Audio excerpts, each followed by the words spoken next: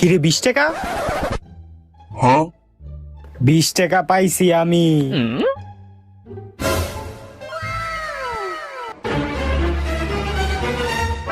হে 500 টাকা পাইছি।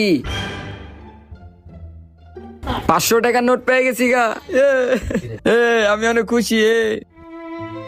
500 টাকার নোট পেয়ে গেছি গা। আরে তুমি কোনো চিন্তা করো না, বুঝছো? আজকে আমি 500 টাকা পাইছি।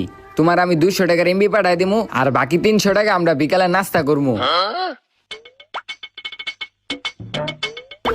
টাকাটা যে কই পড়লো? ভাই, আপনারা কেউ কি এদিকে কোনো টাকা পাইছেন? তুই কইস না আমি তোর অর্ধেক ভাগ দিমু।